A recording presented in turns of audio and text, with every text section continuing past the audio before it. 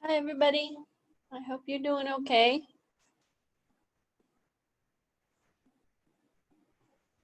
Good to see you back.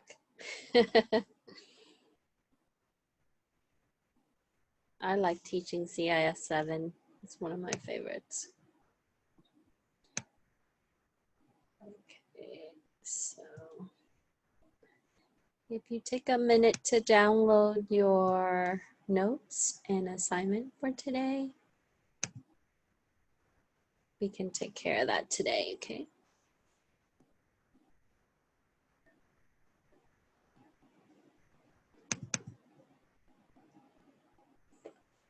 Six weeks down, 10 more to go.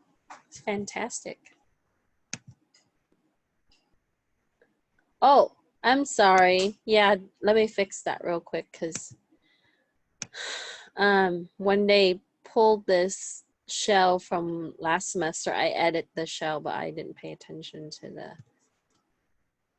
due date. So let me fix the due date. It should be due 2 days from now. Thank you for letting me know.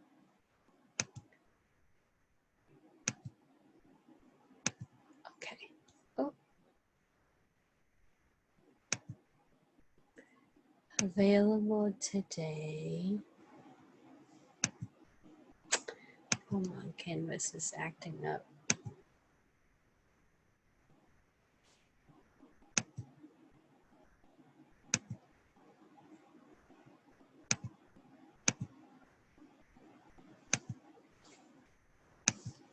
And the due date is the 1st. Okay. Yep, that should be ready.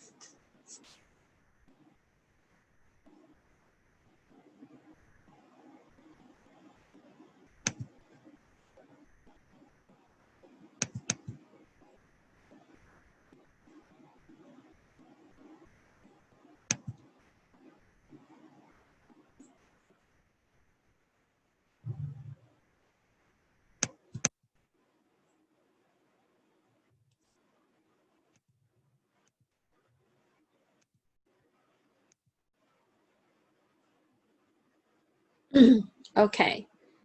So did everybody download the assignment and notes? Let me pull up mine real quick. Hold on. Making sure.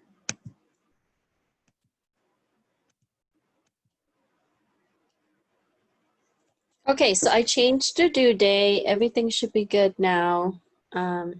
Sorry. When we pull the shell, it's sometime it put the old dates on there. Professor, yeah. The extra credit, they have the same due date for the 28th. Okay, let me fix that too. Thanks. I thought I checked it yesterday when I opened the shell, but it was, you know, sometime I'm busy. I don't look carefully. I should do better. Okay, let me change the due date right now for you. So when you submit the assignment this week, if you complete the last one, which is Travelers to Hawaii one, the one with the matrix, then I will add it as your extra credit, okay? Oh, I keep doing that. I don't know why. Okay, Canvas.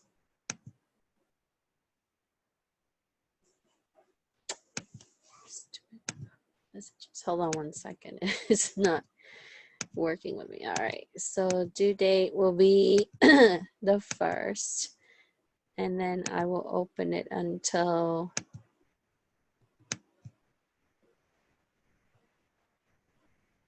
you don't have to submit for the extra credit for today, but I will just enable it until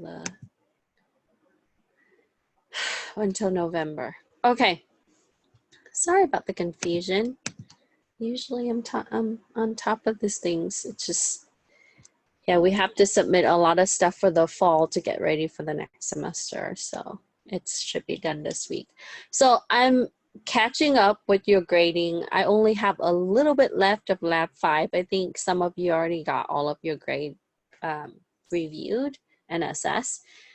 So I still need a little bit more time on the last lab, but other than that, everything else should be updated now. Okay. So if you have anything outstanding before it closes, make sure that you get them to me so I can regrade them. All right, so let's talk about this week. This week we are going over probability. This should be really fun. So if you have statistic courses before, then this would be kind of review for you. But if you haven't, this would be fun because this is going to get carried into some of our projects. Like if you're doing card game project type of application, you will see probability being used.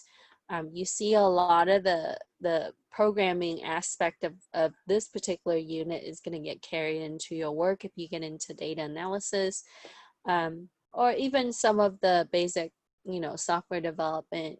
So it's really important to really understand the math side, and then we'll talk about the programming side. So I'm going to go ahead and go into screen share. So I posted the matrix how-to resources. I'm not going to spend too much time on matrix. I recall when I was in grade school, we learned matrix pretty early, and then throughout high school in different math courses and also in college. So there's some resources there for you if you're interested in looking at the resources as tutorial videos. And then the notes, make sure you download that. So we're going to go over chapter 9.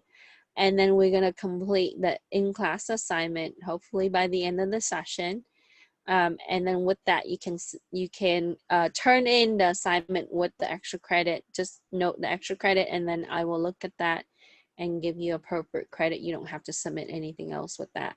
And then later on in 2 days, we are going to complete a programming probability set of exercises. So in chapter 9, let me minimize my zoom here. In chapter 9, we start with defining the probability. It's a way that we can really present and reason on the uncertain event. So going back, giving you a little bit of history, right? Mathematicians in the past had defined probability as an event, as a ratio in the number that's favorable to the total of number of possible outcome. And the best way to really present this is to using dice or cards or something that everybody would commonly use. So we'll talk about how to look at the dice and to look at your deck of cards in general. And then for those of you who are really good at card games, right, and you can quickly calculate the probability or in a way count your cards, you would practice this regularly. So in the chapter, it talks about Laplace and how these events can allow us to predict or have an estimate of a certain occurrence that's going to happen. So we can make an assumption based on what we see as facts with the ratio. So we would look at the possible outcome of something that equally likely based on the ratio of our occurrence.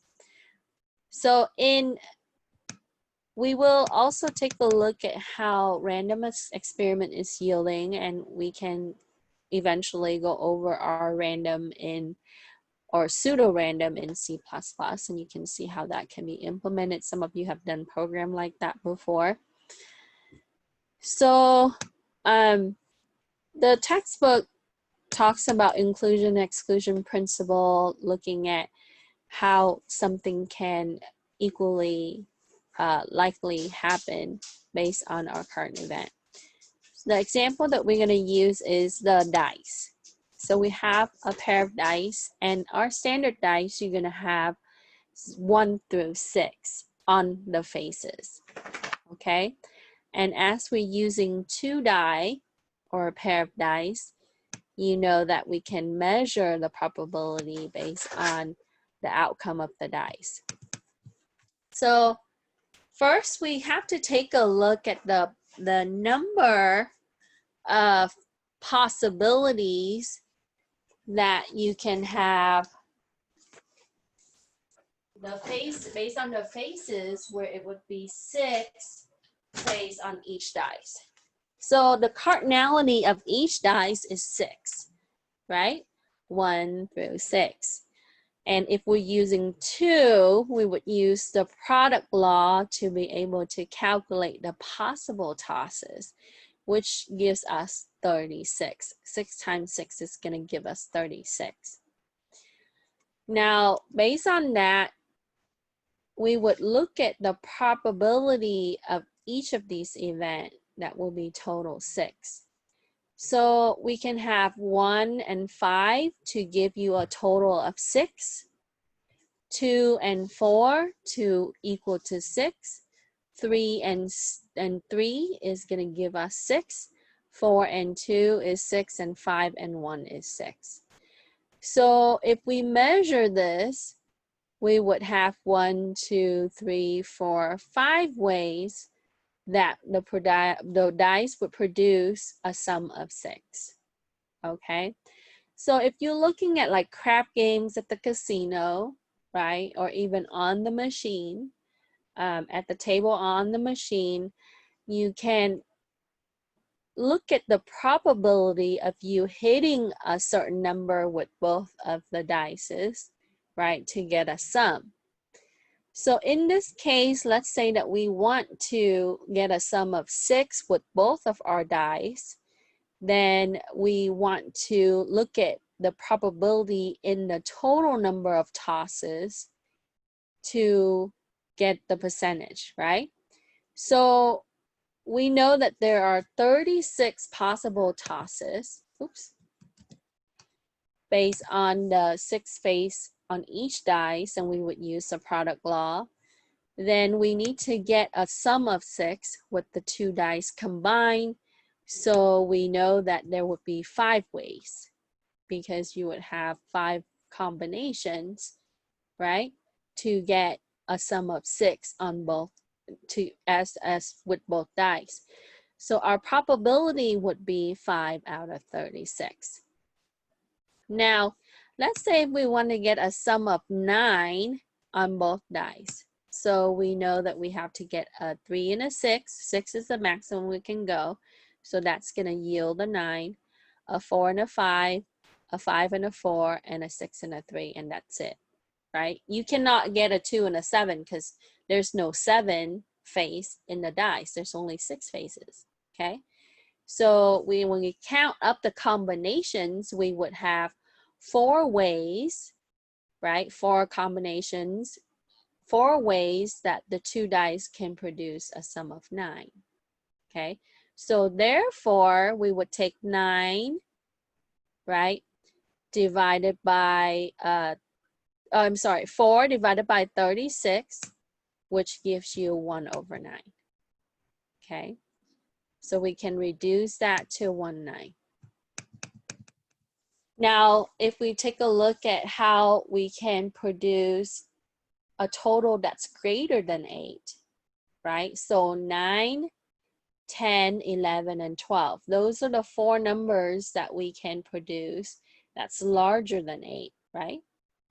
Because we don't have anything after 12. 6 and 6, that's the maximum, and that's going to give us 12.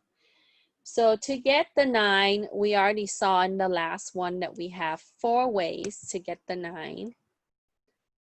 Then we can take a look at 10. So we can do a 4 and a 6, a 5 and a 5, and then a 6 and a 4. That gives us a sum of 10. So there are 3 ways to get the 10. So that's going to give us 3/36 to get a sum of 10. Then as we go to 11, we can only do a 5 and a 6 and a 6 and a 5 combo. Then that will be 2 ways to get a sum of 11. So that's 2/36 for probability. And then lastly, we can only get one way to get a double 6, which is 12. Okay, so once you have all of those, what you would do is you would add them. So 4, 3, 2, 1, those are all the probability divided by 36, right? Which gives you 10 over 36. If we reduce that with a fraction, we would get 5 over 18. So once you have each of the probability for 9, 10, 11, and 12, you add them together to get the total probability of sum that's greater than 8. So we would yield 5 over 18 as the probability of 2 dice producing a sum that's larger than 8. That means 9, 10, 11, and 12. Okay? So any question with this? Okay, so that's one way we can look at dice.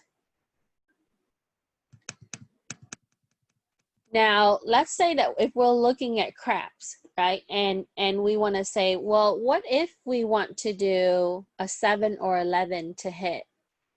Then we have to look at the arrangement of the dice, the die face, to give us 11 as a sum or 7 as a sum. Okay? So when we're looking at 11 from the last example, you saw that we have 2 ways to get 11, a 5 and a 6, and a 6 and a 5 combo. Okay?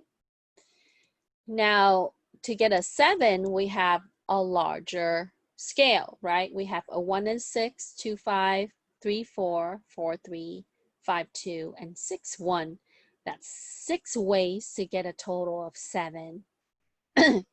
So once you have those, then you add them together for the 7 and the 11 and the 7, which gives you 2 plus 6 divided by 36, 2 from the 11 and 6 from the 7, divided by 36, which is the total number of tosses for the 6 face in each die. That gives us 2 over 9 as the output after we reduce the fraction. Okay, so 2 out of 9. So if in the case of the bet, you can say that if we want to hit 7 or 11 in the crap games, then we want to have at least 2 out of the 9 toss would be successful. Okay, any question?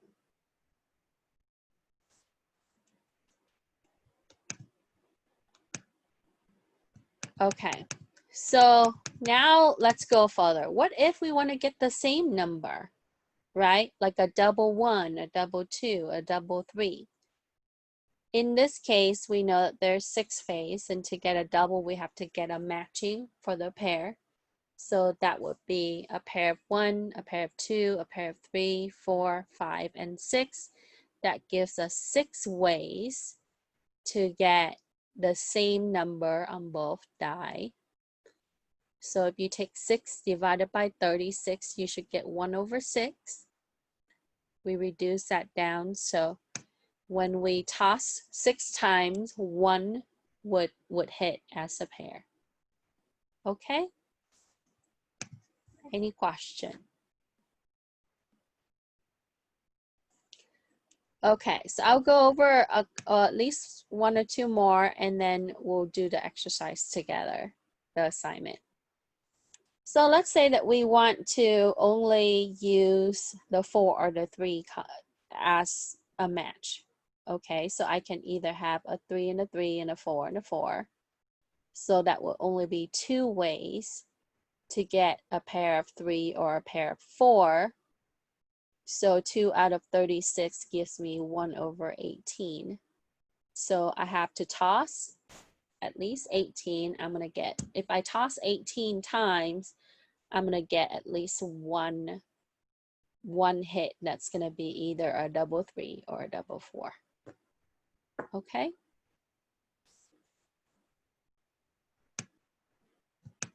And then snake eyes. right? Snake eyes represents a double 1, and there's only one way because we only have one face, that's 1, and the other matching die is also one face, that's 1, so 1 out of 36. Okay, so any question? Let me check the chat real quick.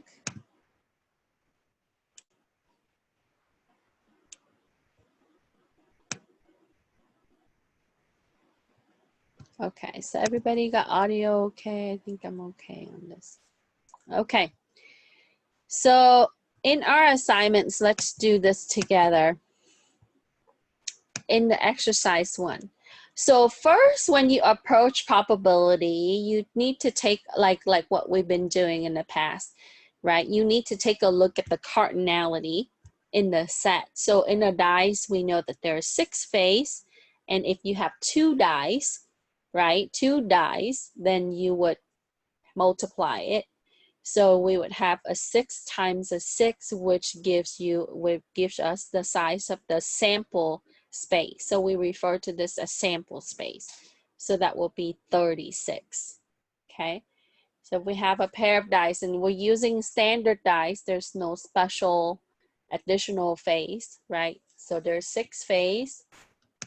We multiply it by 6, which gives us 36 as sample space. So now we're going to go into the combination. Okay. So, and we're not looking at the order black or red first. We're just looking at as combination. So we don't use permutation for this. We're looking at combination. Okay. So, to yield a 7, we've done this. So if you have the table, you can fill this in. So the first combination, and I like to keep it from, you know, ascending order on one of the face so that way I can track it. Okay.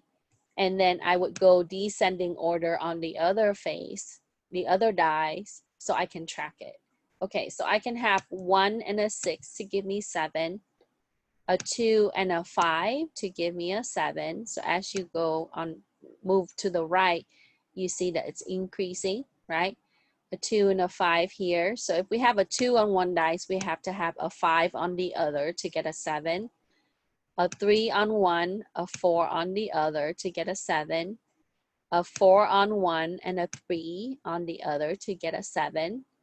A 5 on one and a 2 on the other to get a 7. And then a 6 on one and a 1 on the other to get a 7. So all you have to do is fill in your combination, right, to see how many times, how many combinations, how many ways is it for you to get a sum of 7 on both dice. So we count this up, right? We have 6 combination. So I simply put that there are 6 ways you can roll the dice to yield 7. And so that will give us the probability of 6 over 36. Or we can reduce that down to 1/6. Now, you don't have to put the decimal. I only put the decimal there in the case where if you want to look at the percentage, right? You want to convert that to percentage. So for the answer, I'm fine with the reduced fraction is okay. Or if you don't want to reduce it, you can leave it like that, that's fine. But reducing it, make it easier for us to look at the data. So we know that if we have 6 tosses, 1 out of the 6 is going to give us a total of 7 on both dice, okay? Which is approximately 17%, a little under. Okay? Any question?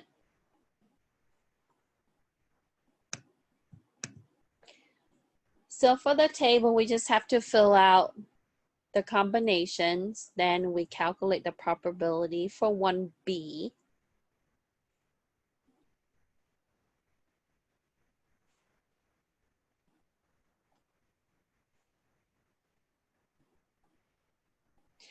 So for quiz and final exam, you're gonna see something like this, right? It's gonna ask you about computing or calculating the probability to get a certain value for both dice.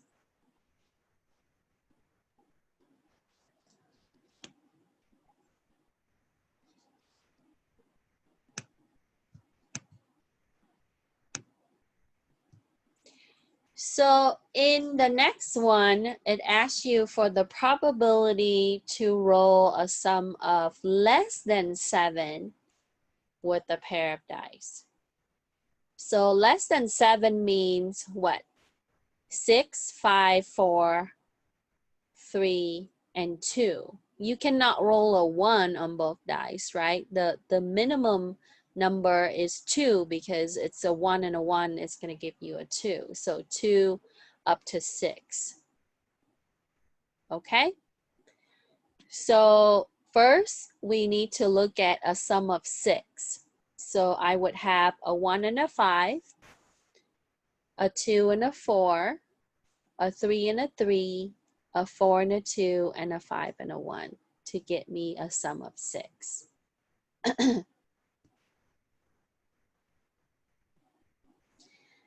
Then I would set up to look at the probability. So I should add this.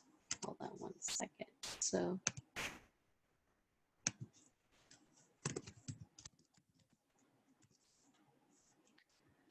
okay. Can you explain why the 1 and a 1 wouldn't work? A 1 and a 1 would work for a sum of 2. Mm-hmm. So that's down the line. We're not done. So I do 6, 5, 4, 3, 2, and that's it. So right now we're at 6. Okay. Okay, yeah. 1 and a 1 would work under 6. But you have to add that to the rest of, you know, the 6, 5, 4, 3. So first we would have a sum of 6, which gives us 5 over 36. Then we would do a combination of 5, right? And you can copy and paste the table down, or you can type. So I typed out that it's 1 and 4, right? 2 and 3, 3 and 2, 4 and 1. So there are 4 combinations to give me a 5. And you start to see the pattern, right? We reduce by 1 as we get reduction in sum. So that means that we would have 4 over 36 for the combination to sum 5. Okay? 4 combinations out of 36, which is 19. Then we're not done. We go to sum of 4. So I would have 1 and 3, 2 and 2, 3 and 1, which gives me 3 combinations to total 4. And that would be 3 over 36 or 112. And you guessed it, we're going to reduce by 1 to go to the sum of 3, right? So that will be 2 combinations to get a sum of 3. So that means that we would have 1 and 2, 2 and 1. That's it, right? So 2 combinations. And that will give us the probability of 2 over 36 or 1 over 18.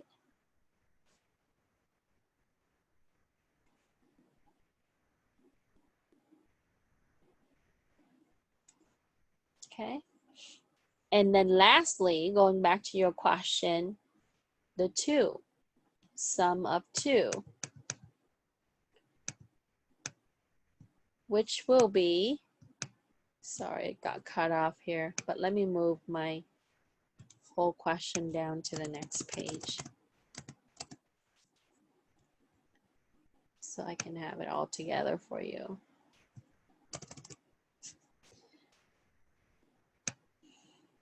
So lastly, we would have a sum of 2, which gives us one combination, and that's 1 over 36. So once you have 6, 5, 4, 3, 2, then you add them together, which gives us 15 combinations for sum that's less than 7. So you take that 15, you divide it by 36.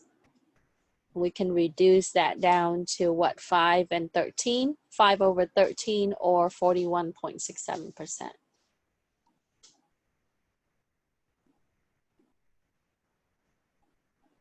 Okay.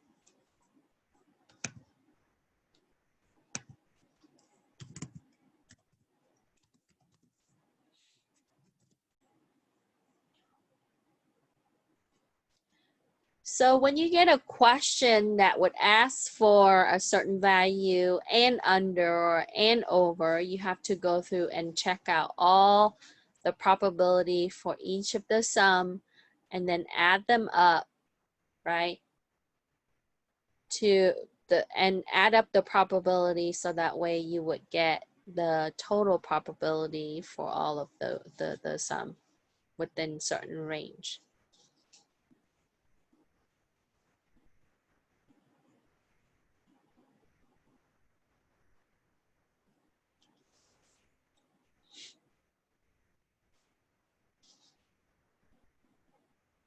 Any question?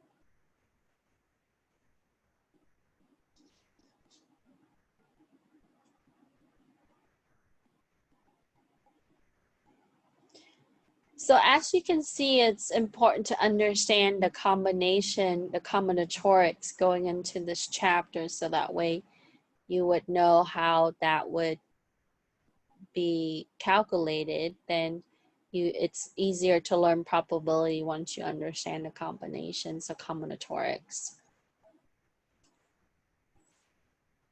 Okay. So one of the projects that I give for this course is to do a blackjack game, and it's growing in popularity. I think people, you know, some of the teams, they rise to the challenge and they do it. And only a few teams that actually gives me the probability correctly based on the array that they set up. So you can build this in. So let's say that, you know, if you want to create a program that really do an estimate on the probability that you're going to hit a certain card in that type of card game like blackjack, right? And you're looking at the number of the cards, which is depending on the decks. So some casino would use 4 decks, which gives you a higher probability, because if you count up the number of like ace and face cards, which is jack, queen, and king, you have higher numbers of those, so you would have a higher probability of hitting, you know, those cards first hand on first deal. But then if you use a single deck, that reduces your probability. And, you know, after this unit, you're gonna see that, you know, the possibility of winning at the casino is small. Most of you know that, right? And in many cases, you know that the casino wins, and we can easily estimate the probability, understanding how it works. Okay, all right, let's look at the next one. Okay, so what's the probability of rolling the dice to result the snake eye, which is 1 on each dice, a 1 and a 1, which is only 1, right? There's only going to be 1 pair of 1 on the dice. So 1 out of 36, which gives us approximately less than 3%. So 2.78. And some game would you know, they would give you higher price if you're rolling like a pair of 1. So you would see here, if we're using only 2 dice, right, our possibility would only be 1 over 36. So you have to have 36 tosses, and 1 out of those 36 is going to be a pair of 1. Okay.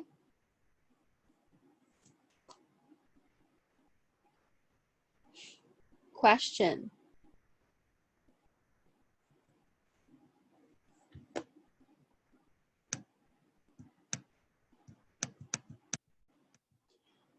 Okay, so let's look at the probability of one dice is higher than the other. Okay, like if I can roll a 2 and a 1, a 3 and a 2, and so forth, right? They can be higher. Or even a 4 and a 2, and so forth. So, of course, to roll a 1, there's no 1 because it's at least a 2, right? For 2 dice. So we don't have anything there, 0. Okay. To roll for rolling 2, for roll 2, we would have a 2 and a 1. So you would have one higher than the other with a 2 and a 1 there. So for when red is 3, you can have 1 on the black and 2 on the black. Okay, so as long as the other dice is higher, right, we can have a 3 and a 1 and a 3 and a 2. Okay, so there are 2 combinations in that. When the red is 4, we need to roll 1, 2, and 3 on the black to fulfill the requirement that 1 is higher. Then we would have 3 combinations for that.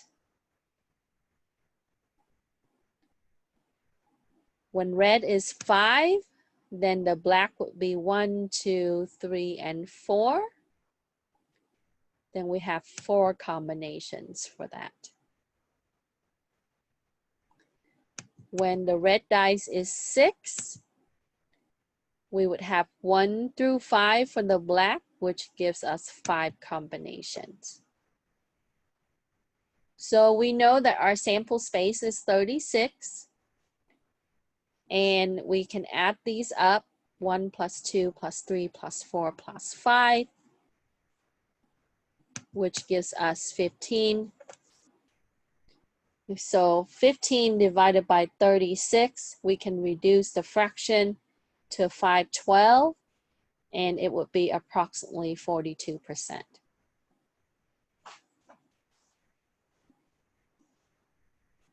So if you want to make sure that one dice is going to be higher than the other, you have 42% chance of getting that. Or you need to have at least 12 tosses. 5 out of the 12 tosses would be one dice that's going to be higher than the other.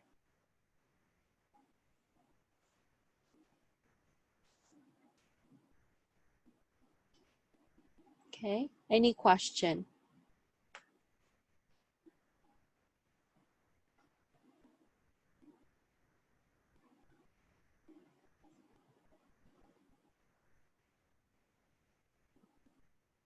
So I put the table there kind of just give you a little bit of organization when you, because sometimes when we type it out, it takes a little longer than just filling out the table, right? But however that you would do this to calculate, handwrite it, type it out. So first, what we do here, when you're looking at the problem solving procedure in this, right, the algorithm, is to determine the combination, right, the variations in this to when a certain dice is at a certain value. So if you translate that to programming, you say, oh, if red is 2, then black is, you know, greater and equal to this. Okay. Then it's going to be able to give you the output.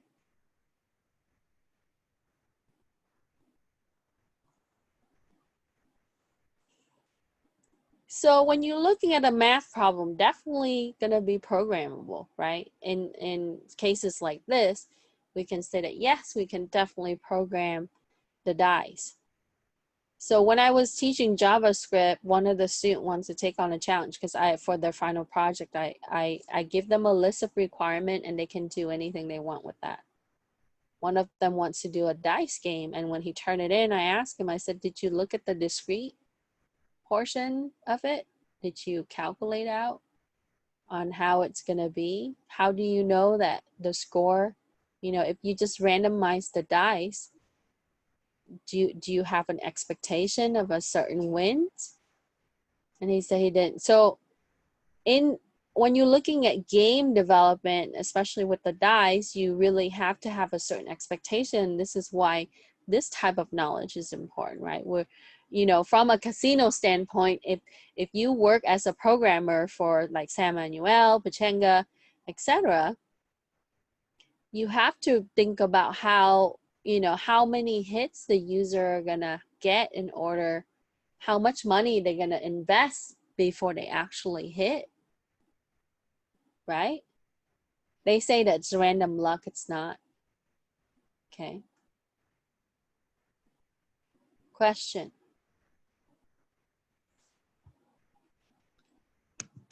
Okay. So for the next question, it says, what is the probability of rolling even on both dice? So when we're talking about a double 2, a 2 and a 4, you know, even number on both dice. So if both dice come up even, the sum will be even. Okay, like a 2 and a 2 gives us a 4. A 2 and a 4 gives us a 6. A 2 and a 6 gives us an 8. If you want it to be odd, right, both dice faces has to be odd to give you an odd sum. So when we write out the combination and I type this out, I have a 2 and a 2, a 2 and a 4, a 2 and a 6, a 4 and a 2, a 4 and a 4, a 4 and a 6, a 6 and a 6, a 6 and a 4, and a 6 and a 2. And we counted up 1, 2, 3, 4, 5, 6, 7, 8, and 9. So we have 9 out of 36, which is 1/4, 25%. So we can conclude that. And if you wanted to put that into the table, I also have that too. We can conclude that there are 9 rolls or 9 combinations to get even sum, and that will yield 9/36 for probability, or 1/4.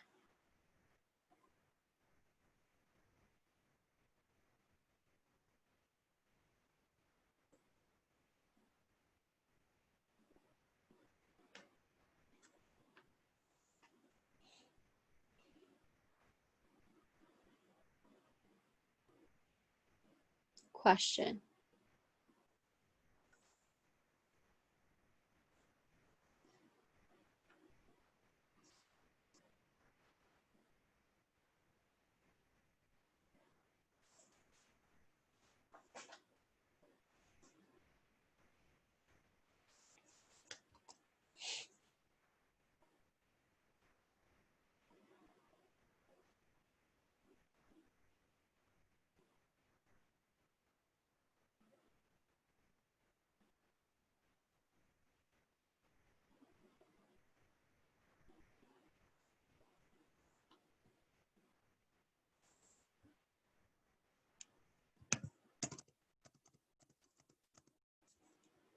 Okay, let me put this on the next page. Oops.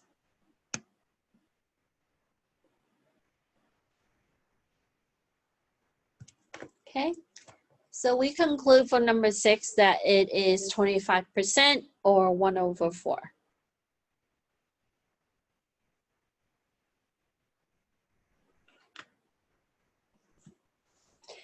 Now, if you get a question where it asks for off, like I said, think about how you would have odd sum.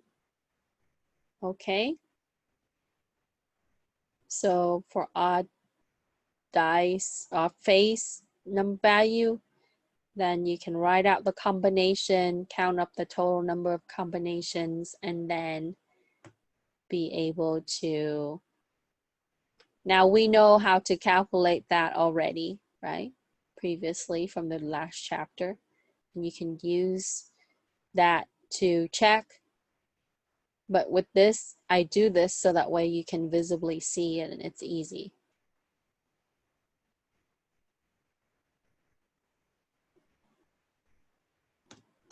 Question. So let me check chat real quick. Let's see if you have any die concern.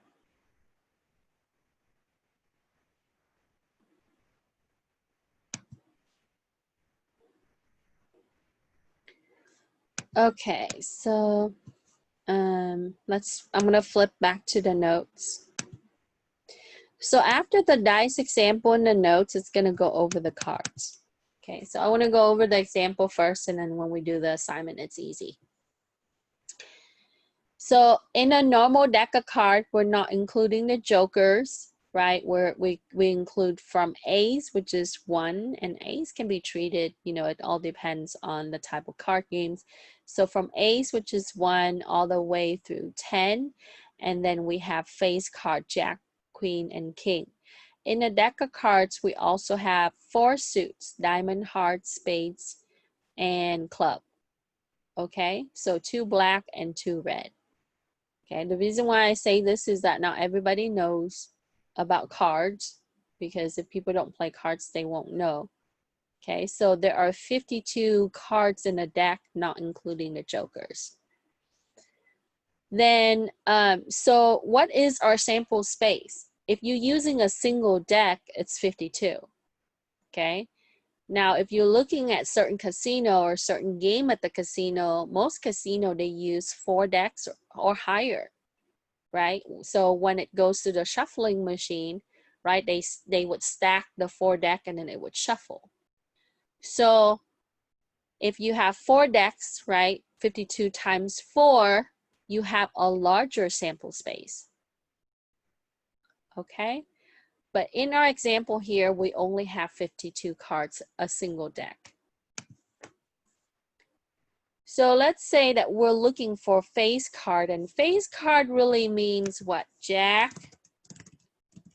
right, Queen, and King. So we know that there are 4 suits, and in each suit, there are 3 face cards, Jack, Queen, and King. So I would have Jack, Queen, and King of hearts, Jack, Queen, and King of diamond. Those are the reds, right? Jack, Queen, and King of clubs, black. Jack, Queen, and King of spade, black. Okay. So if we're only looking at the face cards, which is Jack, Queen, and King across all the suits, then we would have 12 face cards. Okay. There are 4 jacks, 4 queen, and 4 kings in the deck. So therefore, our probability would be 12 over 52 for the face cards, which is reduced down to 3 over 13.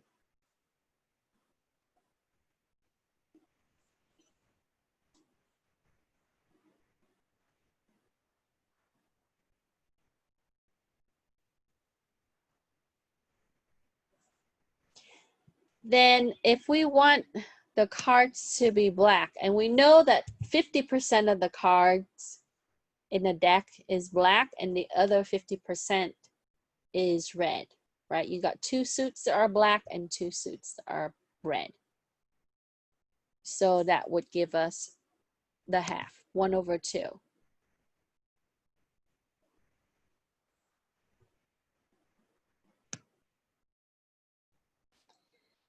If we're looking at card that is a heart, right?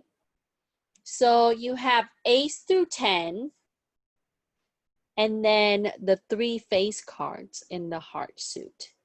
I have 1, 2, 3, 4, 5, 6, 7, 8, 9, 10, and then Jack, Queen, and King. So that gives us 13 hearts card. So 13 over 52 gives you a quarter, which is 25% of the deck. Which makes sense, it's a quarter, right? 1 out of the 4 suits is heart.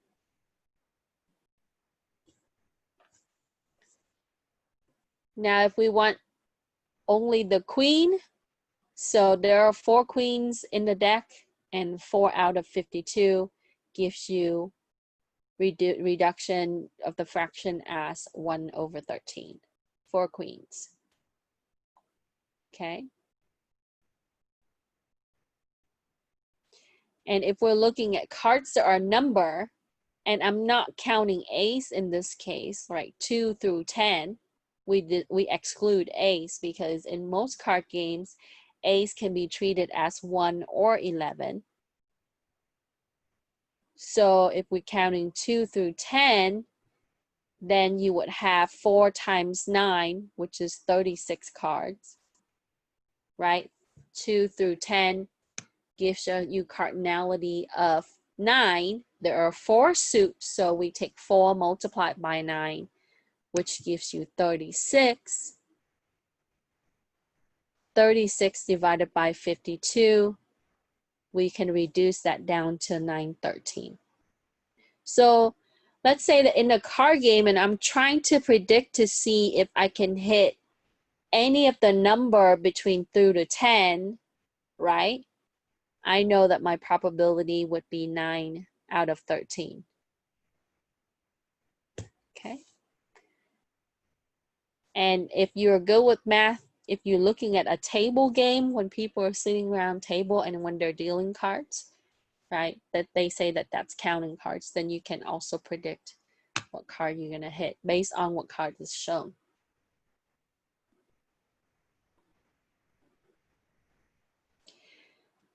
Okay, so if we're looking at ace of spades, right, there's only 1 ace of spades, so that would be 1 out of 52. Okay, so that kind of preview what we have to do next for our assignment.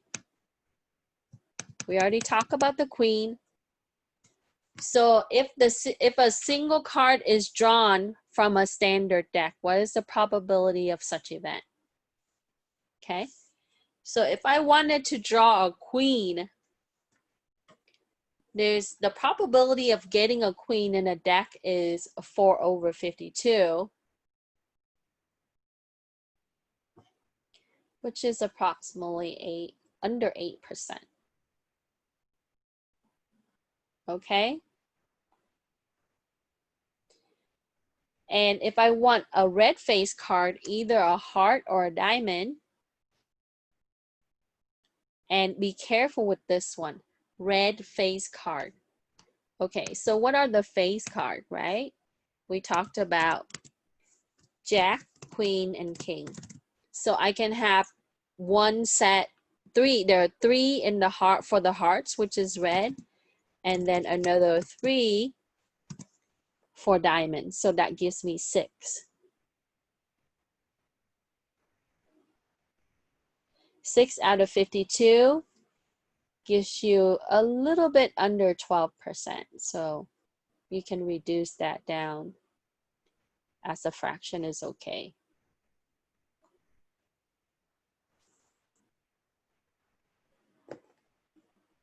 Okay, any question on 7A and B?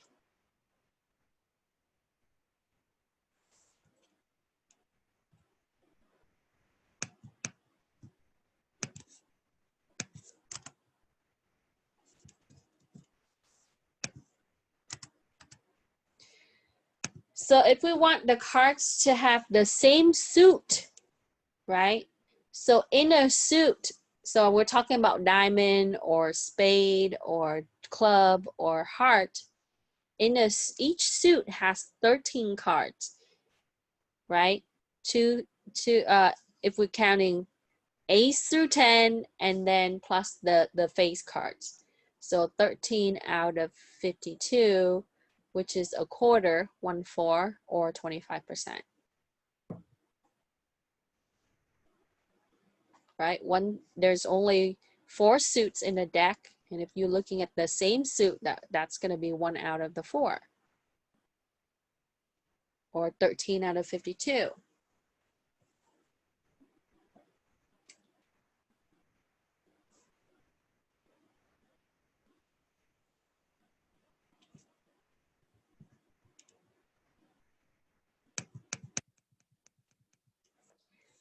Then for D, if we want an even number, we went over this in the example in the notes.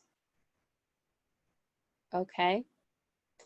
You would have 5 over 13 per suit.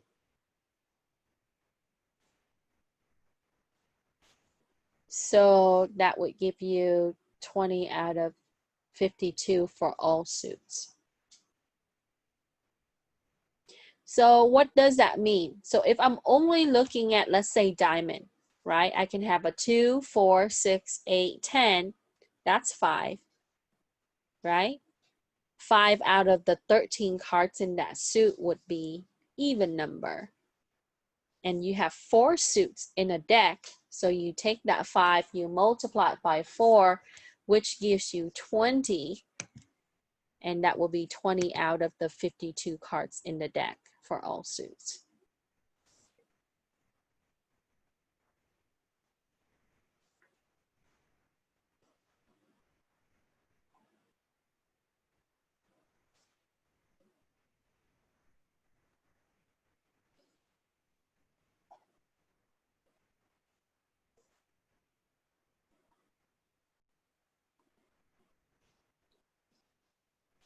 Question?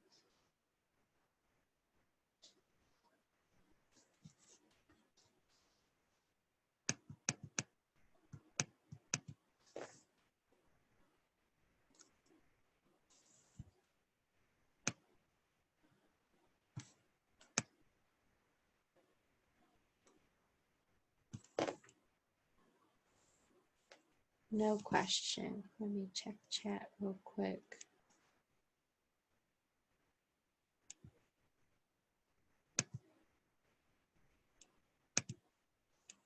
Any questions in the chat? Okay, so you would expect something similar to this on our test and quiz, right? So the way you look at it is you ask yourself, what is my sample space? And then based on that, right, looking at the combinations, or what, in our case, when we're looking at the cards, how many certain cards are in the deck.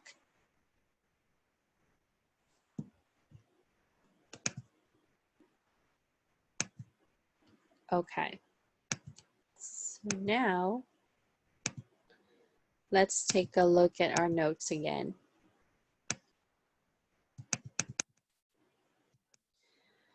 So in exercise 9.2.3 or example 9.2.3 in the textbook, I use this from the text.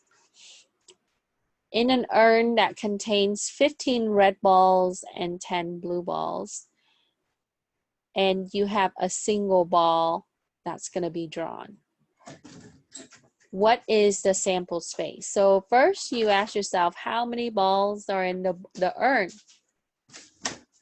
So we have 15 red and 10 blue, so that gives you 25. So your sample space is 25. So let's say that we want to draw, we have to take one ball out from the urn, and we want to draw a red ball. So since there are 15 red balls out of the 25, then that would be the probability. So there are 15 red balls, so the probability would be 15 divided by 25, and reduce that, that would be 3 over 5.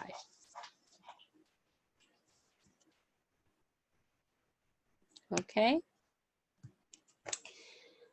Now, if we want to draw a blue, there are 10 that are blue, and 10 out of 25, reduce that, that's 2 over 5. So if we want to only draw the blue, we would have 2/5. So if you have 5 draws, 2 out of those 5 draw will result in blue. 3 out of the 5 draw will result in red. And as you combine those, you would get a 1, right? So if we want to draw a red and a blue, because they're complementary, okay, you would get a 1, 100%. Okay, question?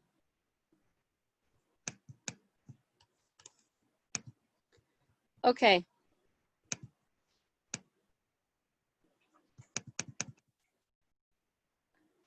So now going back to what we talked about, right, with the choosing, you can use this to look at the possible draws when you choose 3 out of 25, right? The calculation we talked about last week and the week prior in chapter 8.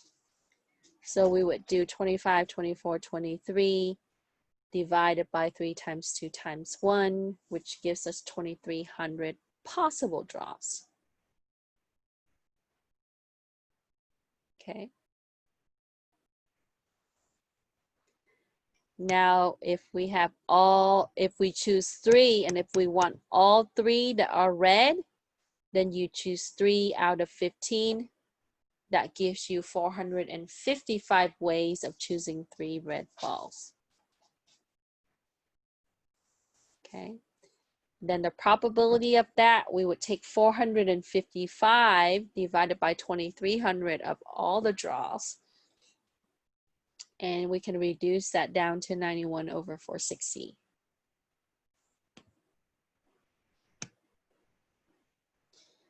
If we want 2 balls that are red and 1 is blue, so then you can use the choose formula, right? You would have 2 out of 15 for the red. That gives you 105 ways to choose red. And then so to have 10 ways of choosing the blue, 1 blue ball, so that would be 105 times 10, which is 1,050 ways of choosing 2 red and 1 blue. So the probability of that would be 1050 over 2,300. Okay.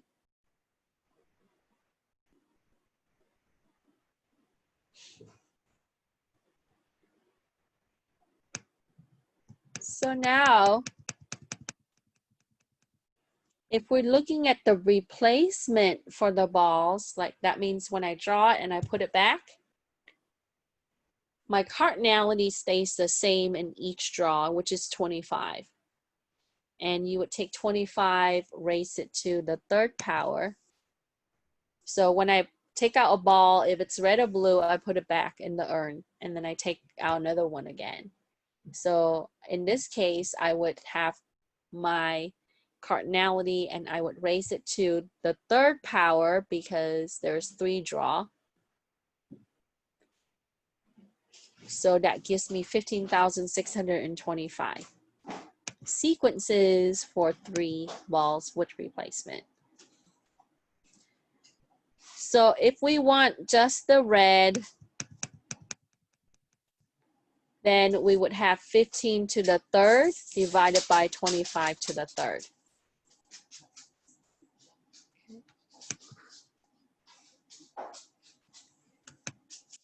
Sorry, this should be like this. Okay.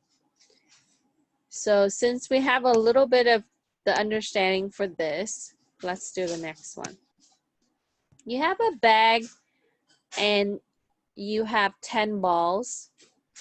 We number them from 1 through 10. We want to look at the probability to draw the number 8 on a single draw. Okay? So since each of them have different number, right? there are 10 possible outcomes and only one successful outcome.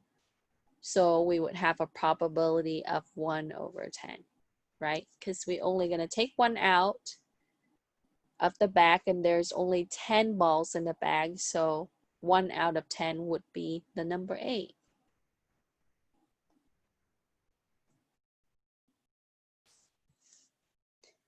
Now, in the case where for B, 8B, if we take the ball out and we put it back in the bag, we want to know the probability of drawing the number 8 in 3 draws if the ball is put back in the bag for the next selection. So your cardinality, your sample space stays the same, right? So I have 10 balls for one draw, put it back, 10 balls for the next draw, put it back, 10 balls for the next draw. So I would have 10 to the third as the possible outcome.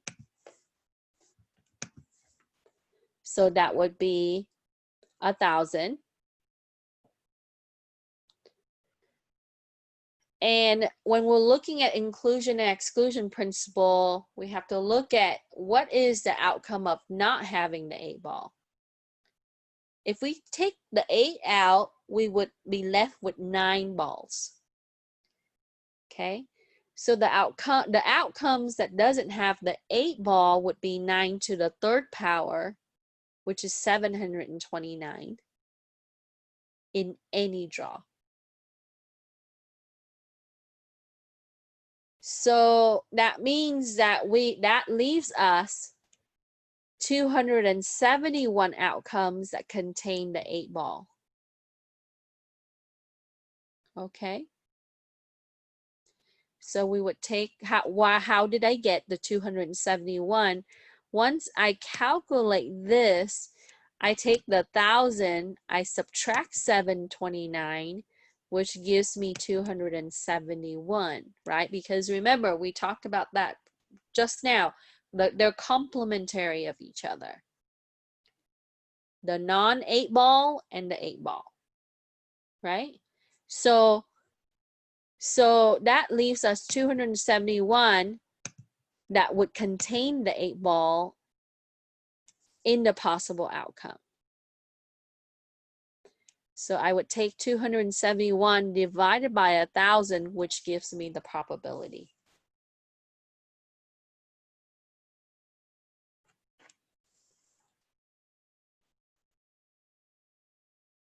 Any question with this?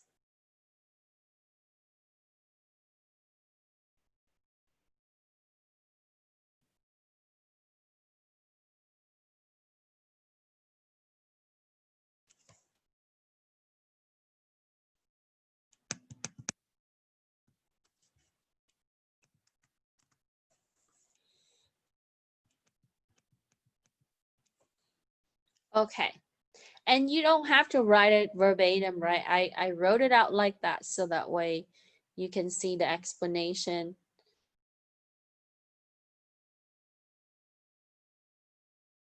As long as you can come up with the probability and know how to, right, find the number of balls that doesn't contain the 8. I'm fine with that. Okay, question C for number 8. What is the probability of drawing the ball that's numbered 8 in 3 draws if the balls do not get, the balls are not returned to the bag before the next selection? So if I take one out, that gets taken out, and then I'm left with 9, right? Because we start with 10. Take another one out, I'm left with 8. So we would look at the possible outcome by doing 10 times 9 times 8, which is 720 possible outcome.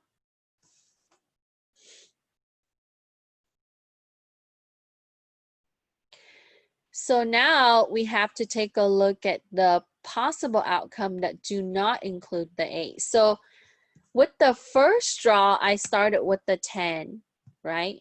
Remove one ball. I'm left with a 9. Remove one ball, I'm left with an 8. So as you go through, 1 out of the 10 could be the 8. So we're left with 9 that's not. Then in the next draw, we take 1 out of the 9 out. The other 8 is not an 8. In the next draw, we take 1 out of the 8. We left the 7 that's not an 8. So we would take 9 times 8 times 7, which gives us 504 possible outcomes that do not include the 8 in any 3 draws.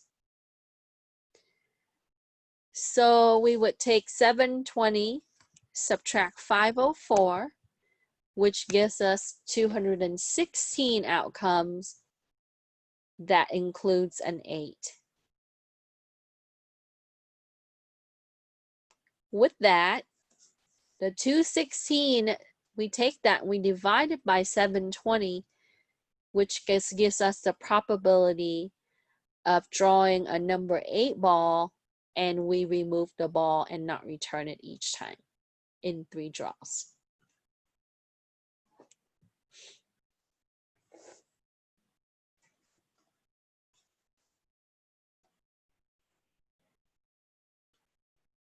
Any question?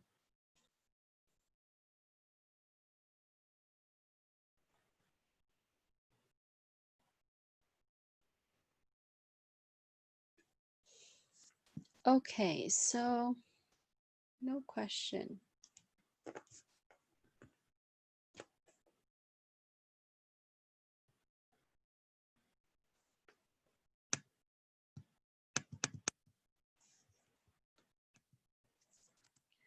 So now for D,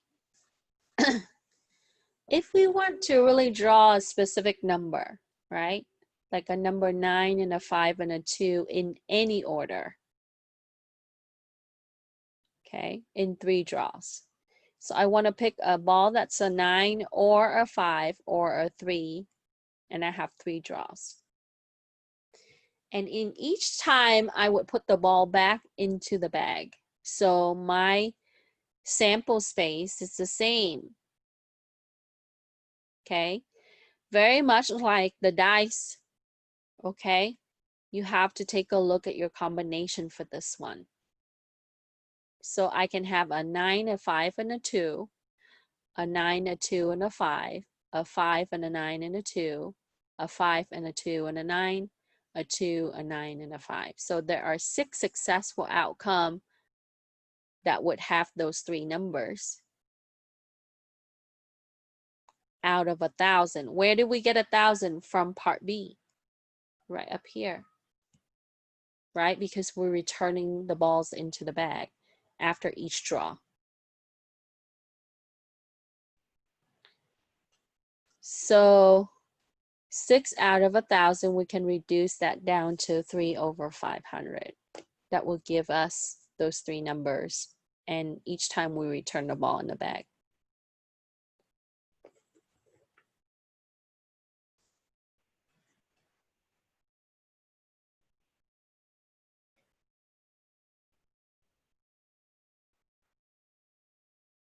Okay. So when you take a look at this one, it's a little bit different than the last few because it asks for the variations of these numbers. Okay, the combinations. So we have to come up with the possible combinations of the successful variations, and then take that and weight it against the possible outcomes, which is 1,000. Why is it 1,000? It's because we 10 to the 3rd power that we return the ball each time. There's 10 balls in the bag. So from there, we would be able to calculate the probability.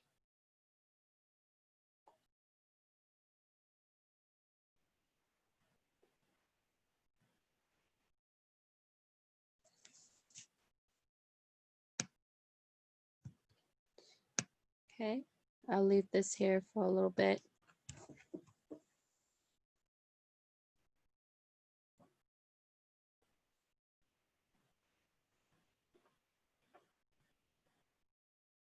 Question.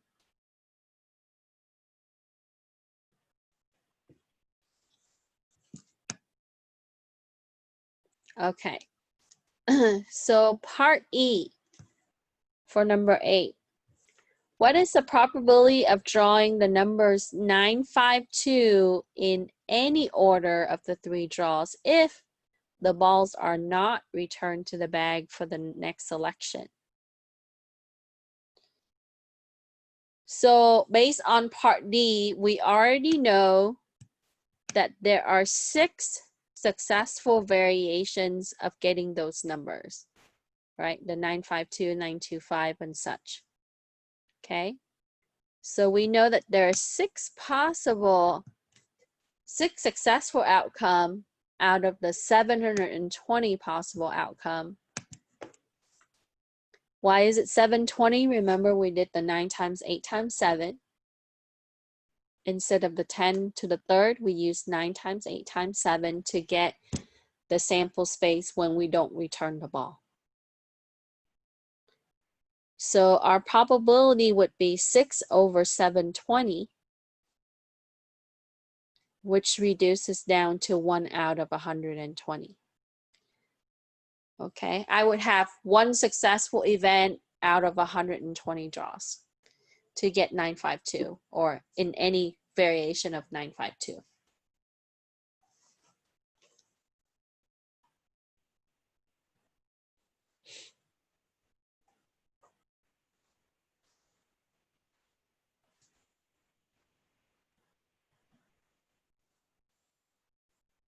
Okay.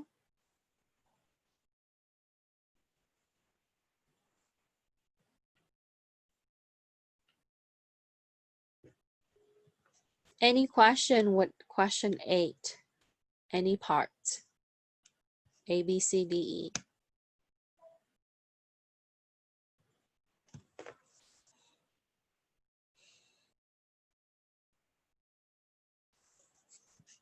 Okay, no question.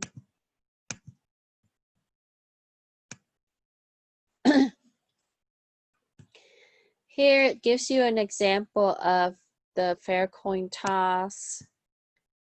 And then looking at the subset. So you can take a look at that example, looking at the bytes. Let's talk about Bayes' theorem. So this is a way that we can use Bayes' theorem to find the probability of something, right, based on what we know for as a certainty. Okay. Just like how we talk about what could contain the 8 ball and what's the possibility of balls that are not 8 balls. Okay. So the author, she used the smoke and fire cases. I included that, but I thought it was kind of difficult to follow. So when you're looking at conditional probability with Bayes' theorem, is that you want to look at the measurement of the probability of an event given another event has occurred, right? And going back to the author's example, right? When we know that there's fire if there's smoke. If we know that there's smoke, there's fire. Okay. So in some cases that there's dependency, and then in other cases you would have cases that are independent. So an event can be independent, meaning that that event is not affected by any other events, like coin toss. Okay.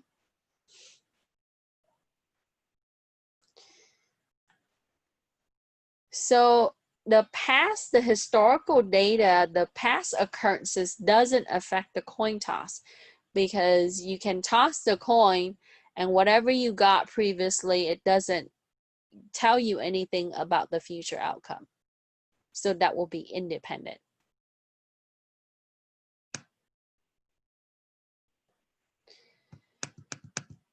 Now, in some events, we can say that they are dependent, which means that they can be affected by previous events. Okay. Like what we talked about, we just did question 8. In the case where if we put the ball back in the bag, right, that can impact the outcome of the draw with the 8 ball or not, right? You see the differences with when we put it back and we don't put it back into the bag for the next draw. There's a difference in that. So in that case, you have dependency. So the example that I have here is with the blue and the red marbles in the bag, right? When you mix them, you would look at the chance of getting a certain color. So if we got the red before, then there's a chance that we would get the blue next.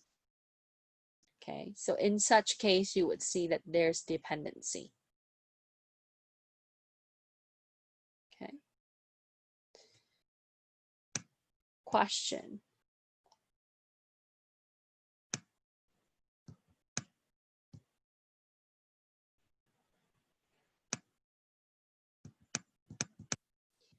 So we did a lot of practice with priori, right? Roll of dice, looking at the dice yielding. So you ask yourself, well, when is this really going to apply to me? Conditional probability, right? If you want to get into big data, doing data analysis, statistics, stuff like that, looking at machine learning, right? And also when you get into artificial intelligence, a lot of this really we program and we instruct the machine to do something based on what is known to us as event, right? And then based on that, it's gonna be able to adapt. So, or you want to get into retrieval of information. There's a lot of different areas that would use Bayes' theorem. And this is at the basic level. So if you're looking at card games and dice and, you know, getting marbles out of the bags, it might not apply to the big picture. But if you're looking at the statistic side, right, and looking at the occurrences, how does things detect pattern? Really, it's based on what the existing, like biometrics. You scan your finger 5, 20, giving it templates, and based on that, it's building a map that maps out what's known to it. And so what's the margin of error based on that, right? And the way your system looking at biometrics is it's using points on the ridges of your finger to create mathematical value, and then it adds it up. Okay. So it would calculate that out. And so when we're looking at the margin of error, we're looking at the probability of how that will be successful or failed compared to the successful outcome when it's detecting or not. So image recognition, everything, a lot of times we touch, we're looking at conditional probability in our world now today. Okay. Okay. So,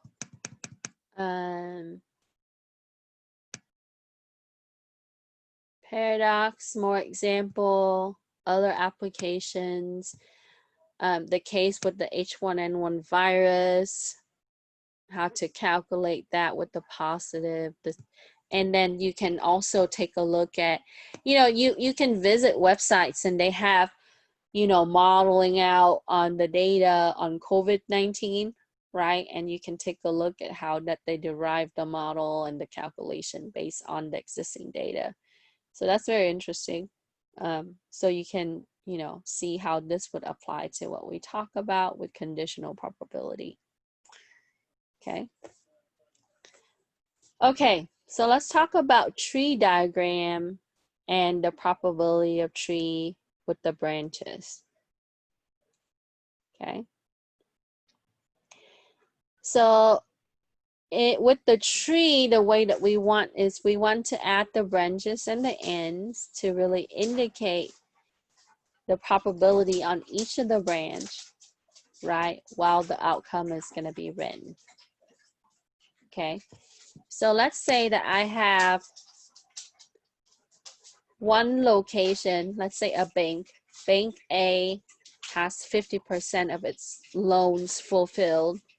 Bank B has 25% of its loan fulfilled. And Bank C met 25% of its loan criteria, meaning that they have customer for their loans. Okay. So when we're branching it out from Bank A, out of that 50%, 70% of that 50%, let's say that that will be a returning customer, meaning that they're existing customer. And out of that 50%, the 30% of that would be new customer, let's say. Okay. And then we would do the same thing for branch B. The 25% of the loan that they fulfill, right? That's their goal, their target goal. 25% of that would be existing customer. The other 75% would be new customer, and so forth. So you can branch that off, and ultimately what does that do for us? It maps out on how you can be able to relate the data, because in the next few chapters we're going to talk about relations. Okay, so we would relate the data. Out of that 50%, there's the 70% that would be existing customers. So if we want to find the probability of the existing customer opening or, you know, getting the loan from that bank, we multiply it. We use the product law. So 0.5 times 0.7 gives us 0.35, which is 35%. Okay. So that would give you the visual mapping of how the data would be related on each of the branch level. Okay, and you notice that these sub branches, they add up to be 1.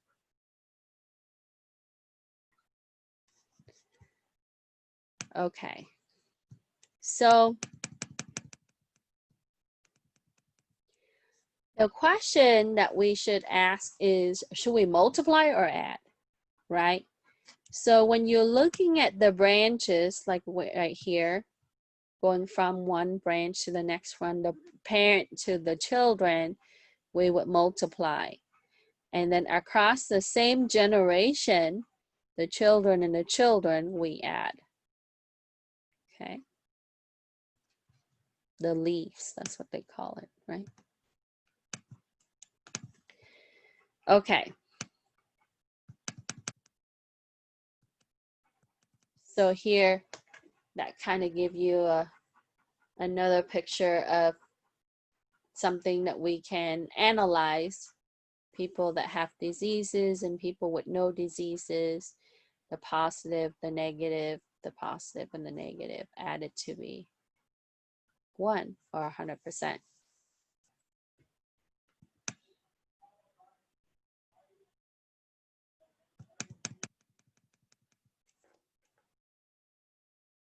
Okay, so next we're going to talk about Markov before we do, actually, yeah, let's talk about Markov before we do the last one. Okay, so Markov chains, right? I added some videos on Markov chain. And this is applied to computer science because this ties back to our finite state machine, automaton, right? Which is the computational model. So this is a system that would look at the transition of each state, one state to another, because one state can impact the next state. Okay. And with this, we would, the Markov chains, it uses the probability system to look at future event and based on the dependency of the present. Okay. And not dependent on the past. So in finite state machine, this is how we implement the existing technology to simulate logic. Okay. So with this is that we would be using in artificial intelligence, in a lot of the things we do today is your finite state machine. Okay. So if you have a particular input or changes to that state, right, it would impact the outcome of your system. Okay. So for example, I teach computer forensics right now, and how many times I emphasize it to them, right? Like in computer forensic, when we investigate evidence, we don't open up that computer and look, because when you open up the file, it updates the last access. The system, operating system is designed to update the access event, okay? And with that, it impacts the file entirely. So let's say that we suspected that this person leaked data, right? And we would look into the machine. So what we do is we take a copy of the image and use software tool that doesn't change the state of those files. Okay. So a lot of everything that we use in computing today on your PC, on your iMac, etc., every time that you open up something, access something, it changes the state of that object. Okay. So based on that particular input, right? So your input caused the change in that state that would represent it in the finite state machines.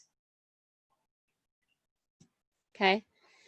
A simple example, you go to theme park like Disneyland, Knott's Berry Farm, etc. Those little turning wheel when you scan your ticket, right? Or stadium, right? You scan it. If it's successful, if you bought the ticket legitimately, it turns the wheel so you can come in. Turnstile, right? Or when you put the money in, it rotates and then you can walk in.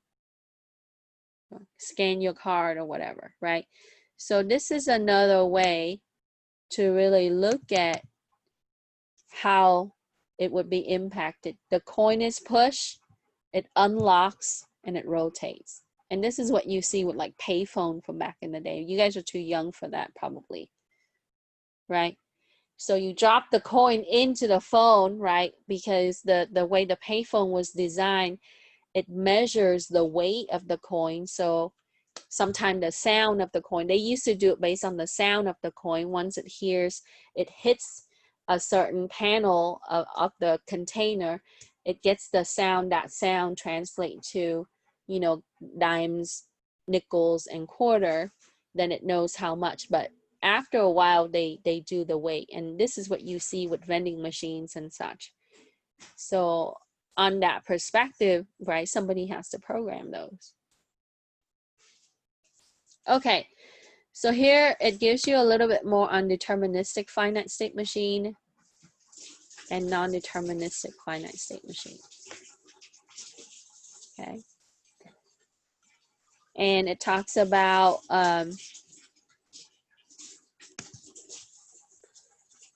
with binary strings and particular pattern with the languages. Let's see, what did I put here?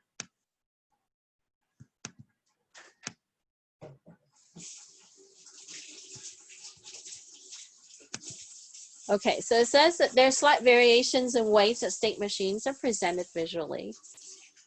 With the deterministic finite automata recognizes accept regular languages and the languages that is regularly deterministic finite automaton accepts it.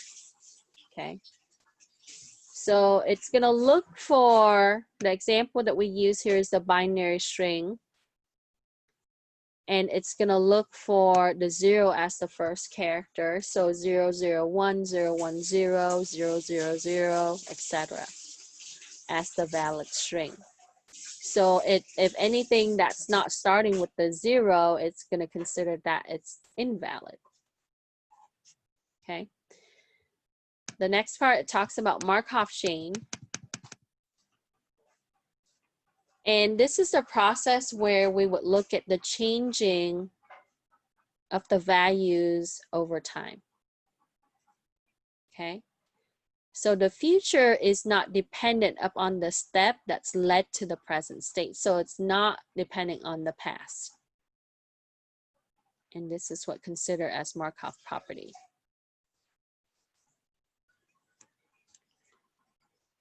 So that's some of the additional terminology for you, right? And then here is some example on what we've been talking about with bags of the balls and if we randomly draw the ball in the possible state.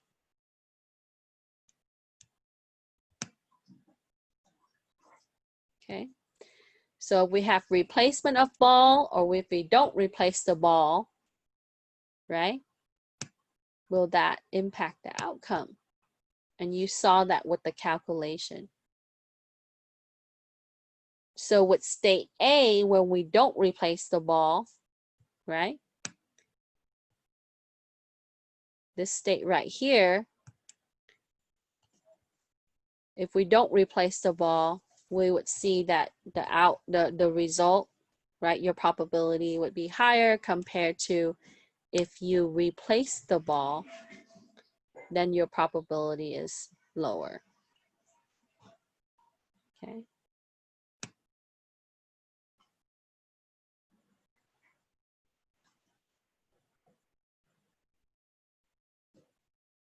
Okay, so let's go to here. Let's talk about number 10. Number 9. It asks you to create a tree diagram of the TV manufacturing company to determine its probability in the random selection. There are 3 factory sites, site 1, site 2, and site 3. And site 1 produced 50%. Site 2 produces 25%, and site 3 produces 25%, you know, so they are respectively. Okay. 70% of the screens produced in site 1 are LED televisions. 25% produced in site 2 are LED, and 25% of the television at site 3 is LED. If the television produced by the manufacturer is selected at random, calculate the probability of the selection with the LED televisions. So we need to map this out by doing a tree diagram.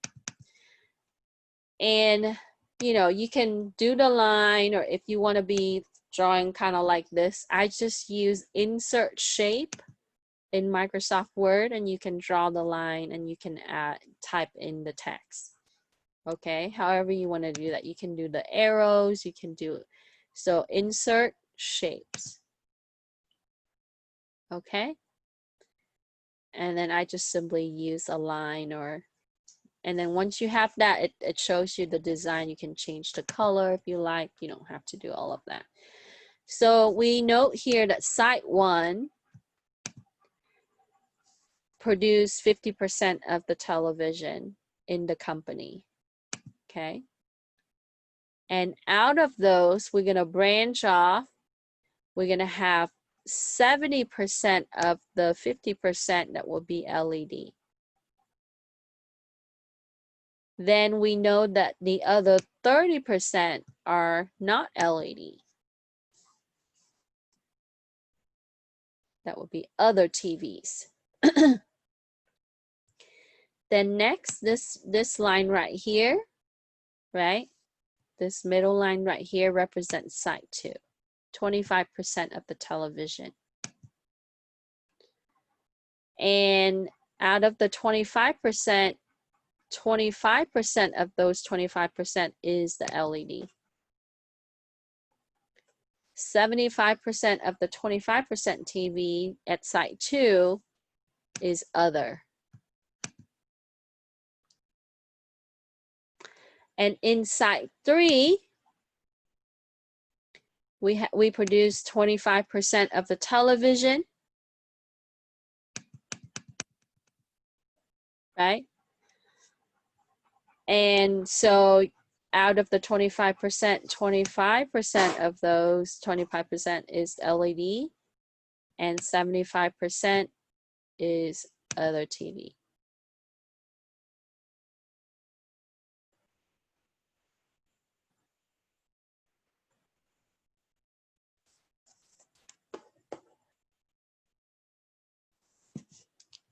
So here, right, let's say that if I, let me zoom in a little bit.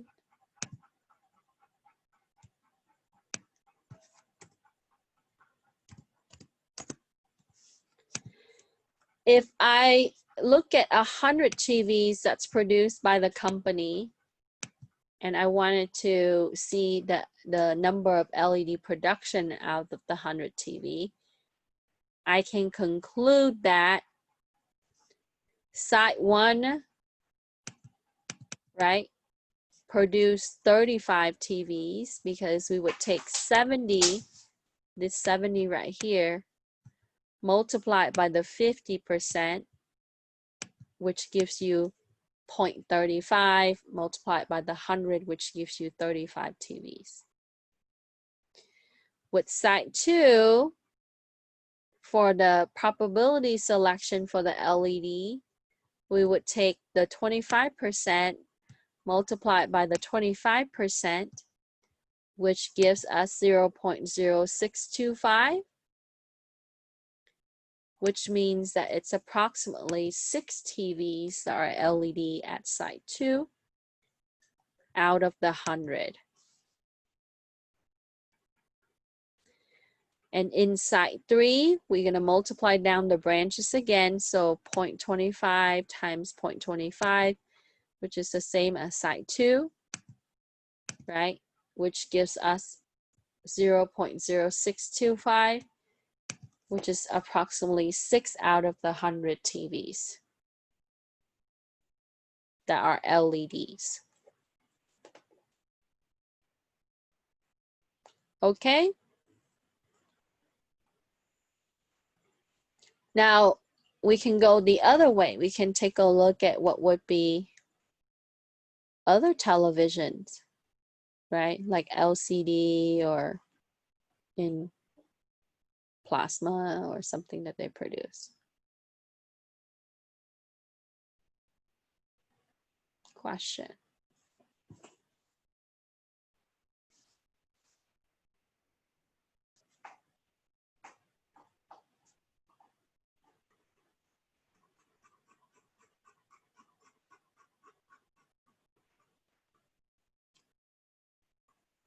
Okay, so I want a map or a tree diagram for the LED production. Okay, and then you can also note the calculation.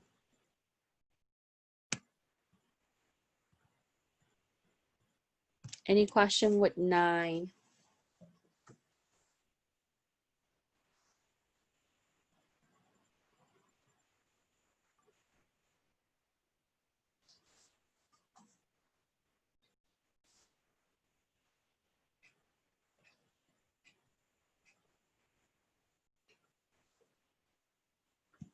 No question?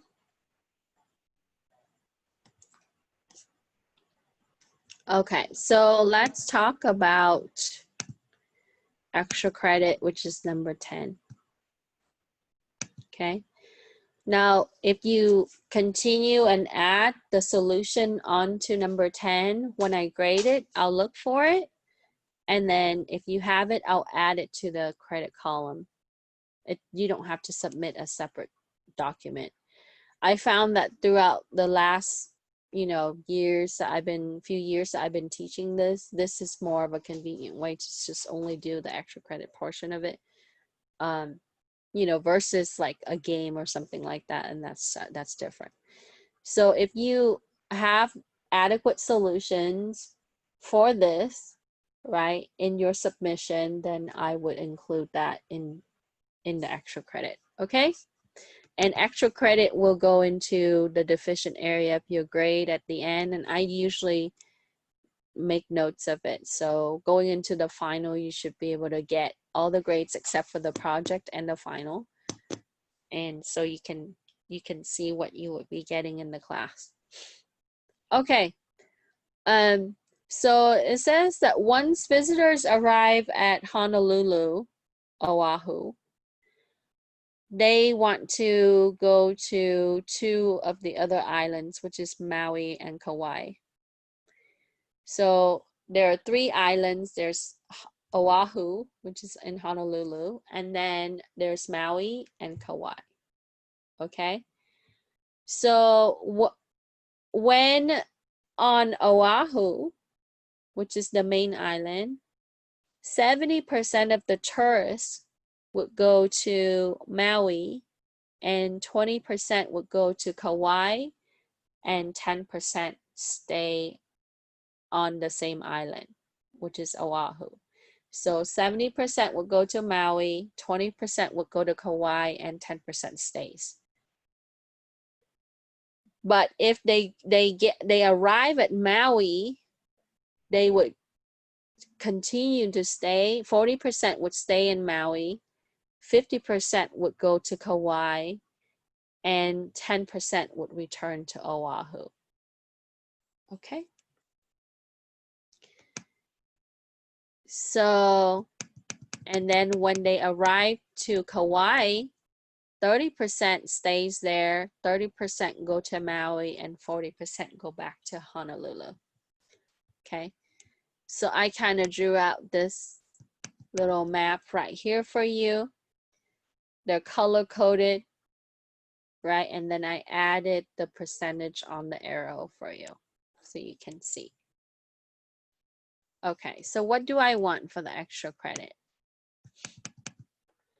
So starting at Oahu, you need to determine the probability in percentage that the travelers will go to Oahu at the end of the 3 days trip. Okay, so that you know how they transition from one island and the other, and they would return back to that island after 3 days.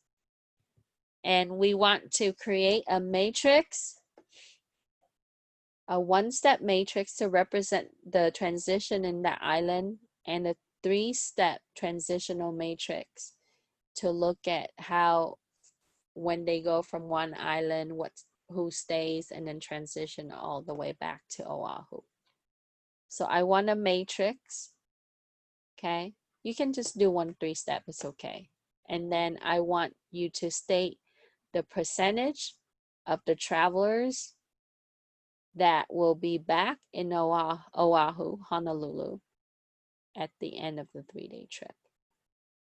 Okay, so build the matrix for this, and this will be extra credit because we will talk a little bit more about the matrix in the next week, and we'll talk about relations in the next couple of weeks. Okay, question? No question? Okay, that's the extra credit. Quite a few students turned in last semester. I used the same case. So number 10 is optional if you don't want to do the extra credit. But if you want to, then you can add that onto your answer document. Okay? Okay, anything that you missed that you want to look at as far as the assignment goes? Nothing. Okay, so I'll stay on for questions for a little bit. If you have questions, you can stay on, and then I'll unshare in case you have questions. We can share again. For the rest of you, if you have everything you need, you can submit it. And then so you don't have to worry about it. And we have a lab this week, so we'll take care of the lab. I will post the solution to this after this week. So once everybody completed the assignments and turn it in, right, it will close out.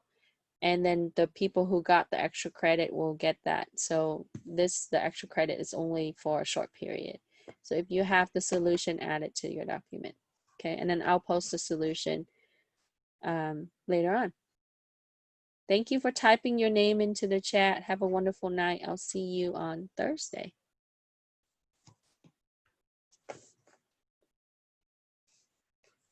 I'll take questions if you have questions.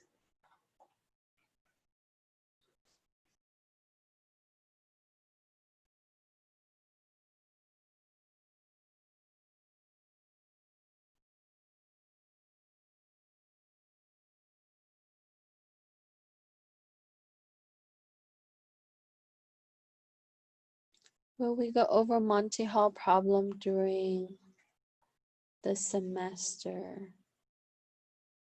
Monty Hall problem. I don't think so. I don't think I have that built into any of my assignment. Why do you want to go over Monty Hall problem during the semester? With the paradox?